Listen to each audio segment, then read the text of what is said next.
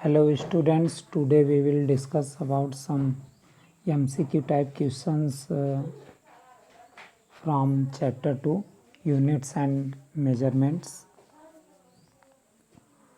First question, how many wavelengths of krypton 86 are there in 1 meter?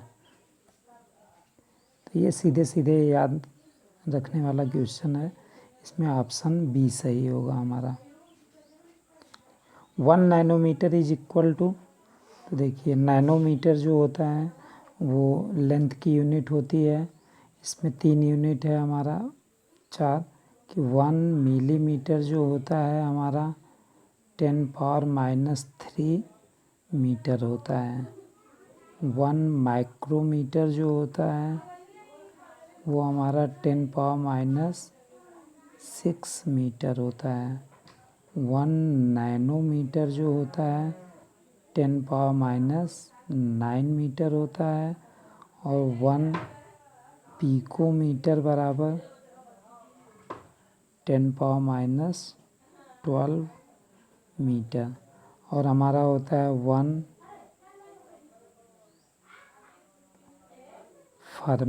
Fermi को हम FM से दिखाते हैं 10⁻15 मीटर होता है। ठीक, तो ये कुछ बेसिक यूनिट्स हैं लेंथ के, जिसमें 1 मिलीमीटर हमारा 10⁻³ metre, 1 micrometre 10⁻⁶ metre, 1 nanometre 10⁻⁹ metre, 1 picometre 10⁻12 metre, 1 fermi 10⁻15 metre. अब जो क्वेश्चन पूछा गया हमारा उसमें क्या पूछा गया है कि 1 नैनोमीटर इज इक्वल टू तो 10⁻⁹ मीटर, ऑप्शन डी सही होगा। Light year is the unit of, light year जो है वो लेंथ की यूनिट होती है, मीन्स डिस्टेंस की यूनिट, तो इसमें क्या होगा, ऑप्शन बी सही होगा। Parsec is the unit of, parsec जो है वो भी क्या है हमारा डिस्टेंस की यूनिट होती है। पार्सेक, लाइट ईयर ये सब डिस्टेंस की यूनिट है। Length can not be measured by Fermi, अभी पीछे हम देखेंगे कि फर्मी क्या है, लेंथ की यूनिट है। माइक्रोन ये भी लेंथ की यूनिट है जो 10⁻⁶ मीटर वाला था। लाइट ईयर लेंथ की यूनिट है, तो बचा क्या हमारा डीबे, ये हमारा जो है जो ऑप्शन बी है ये हमारा लेंथ की यूनिट नहीं है। ठीक, तब फिर ये किसकी यूनिट है, इलेक्ट्रिक डाइपोल मोमेंट की यूनिट है। ये जो डीबे होता है वो इलेक्ट्रिक डाइपोल मोमेंट की यूनिट होती है। Next question, the difference in the length of a mean solar day and a sidereal day is about. ठीक, तो जो हमारा सेड्रल डे होता है वो अप्रॉक्सीमेट 4 मिनट्स के बराबर होता है। ठीक, 4 मिनट्स या फिर अप्रॉक्सीमेट 4 मिनट्स होता है, एक्चुअल में उसकी वैल्यू जो होती है 3 मिनट्स 56 सेकेंड्स जो होती है वो कम होती है किससे, सोलर डे से। ठीक, तो जो हमारा सेड्रल डे है वो 4 मिनट कम होता है सोलर डे से। ठीक, अप्रॉक्सीमेट, तो इसमें जो ऑप्शन है हमारा बी वो सही होगा कि जो हमारा दोनों का जो डिफरेंस है वो 4 मिनट्स होगा। एक्चुअल में इसकी वैल्यू जो होती है 3 मिनट्स 56 सेकेंड्स होती है, लेकिन वो ऑप्शन दिया नहीं है, तो अप्रॉक्सीमेट 3 मिनट 56 सेकेंड्स को हम अप्रॉक्सीमेट 4 मिनट्स कह सकते हैं। Next, gravitational mass is proportional to the gravitational field force intensity all of these. तो जो ग्रेविटेशनल मास होता है वो किसके डायरेक्टली प्रोपोर्शनल होता है, तो हम जानते हैं जो न्यूटन का ग्रेविटेशनल थियरी है उसके अकॉर्डिंग यह प्रोपोर्शनल m1 m2 होता है। ठीक, तो जो ये मास है ये हमारा क्या है, डायरेक्टली प्रोपोर्शनल होता है ग्रेविटेशनल फोर्स के। ठीक, तो इसमें क्या हो जाएगा, ऑप्शन बी सही हो जाएगा। Sonar emits which of the following waves. ठीक, तो पिछले क्लास में बताया गया था, तो इसमें क्या होता है कि ये रेडियो वेव्स, नहीं, लाइट वेव्स नहीं, अल्ट्रासाउंड्स नन ऑफ दीज। तो अल्ट्रासाउंड से ये डेवलप करता है।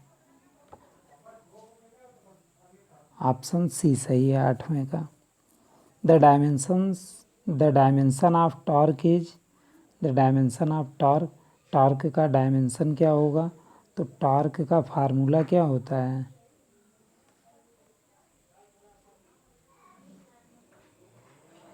टॉर्क जो होता है उसका फार्मूला हम जानते हैं, फोर्स इनटू डिस्टेंस होता है।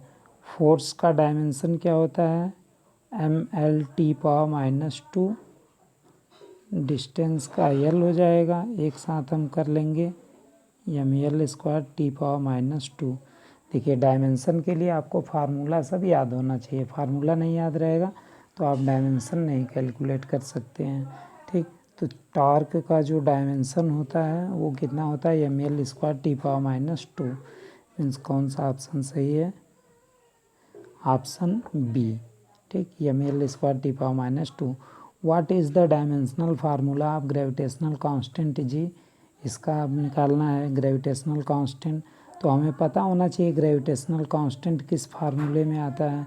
तो F बराबर G m1m2/r²। यहाँ से G की वैल्यू फाइंड आउट कर लेंगे। G बराबर F r² अब यहाँ पे F की, R की, m1 की, m2 की, सबका हम डायमेंशनल फार्मूला सब्सटीट्यूट कर देंगे। ठीक, डायमेंशनल फार्मूला सब्सटीट्यूट करते हैं। F का डायमेंशनल फार्मूला सब्सटीट्यूट करेंगे। F का क्या है? mL/-2। r² का क्या हो जाएगा? r लेंथ है, डिस्टेंस है, तो L²/m1 का m, m2 का भी क्या हो जाएगा? m हो जाएगा। एक m से एक m कैंसिल, L⁻³ m⁻−1। तो m, ये m ऊपर गया तो m⁻−1 L⁻³ T⁻²। क्लियर? तो m⁻−1 L⁻³ T⁻²। देखते हैं कौन सा ऑप्शन है। m⁻−1 L⁻³ T⁻²। Option A सही है। The dimension of angular velocity, angular velocity का डायमेंशन हमें कैलकुलेट करना है। तो एंगुलर वेलोसिटी बराबर क्या होता है? एंगुलर वेलोसिटी ओमेगा बराबर क्या होता है? Angular displacement upon time. और जहाँ पे एंगुलर डिस्प्लेसमेंट जो होता है हमारा, वो क्या है? एक डायमेंशनलेस क्वांटिटी है। क्यों? क्योंकि थीटा बराबर हम जानते हैं आर्क अपॉन रेडियस। आर्क जो है लेंथ है और रेडियस भी क्या है? लेंथ है। तो इसलिए ये क्या हो जाएगा? L/0। तो ये कैसी क्वांटिटी है? डायमेंशनलेस क्वांटिटी है। तो इसका कुछ होगा नहीं, टी का टी, तो 1/t हो जाएगा। ये ऊपर चला जाएगा T⁻−1। तो एंगुलर वेलोसिटी का क्या हो जाएगा? T⁻−1 हो जाएगा। क्लियर? तो T⁻−1 अकेले ना देके यहाँ पे क्या किया गया है कि उसको हम T⁻1 के साथ चाहें तो m⁻0 L⁻0 भी लिख सकते हैं। तो इसलिए ऑप्शन नंबर सी हो जाएगा, m⁻0 L⁻0 T⁻−1। Next, which of the following physical quantity has the dimension of mL² T⁻−3। तो किसका डायमेंशन किस क्वांटिटी का इतना है? तो इसके लिए हम क्या करेंगे? एक ही कैलकुलेट करेंगे सबका। वर्क का क्या होता है? सीधे सीधे हम जानते हैं वर्क W बराबर फोर्स इनटू डिस्प्लेसमेंट। तो क्या हो जाएगा? फोर्स का mL/T⁻−2, एक L इसका, तो क्या हो जाएगा? mL² T⁻−2। तो ये तो है नहीं।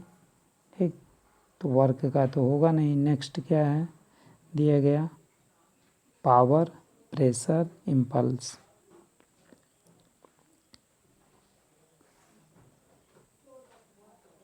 नेक्स्ट है हमारा पावर। पावर बराबर क्या होता है? Work upon time.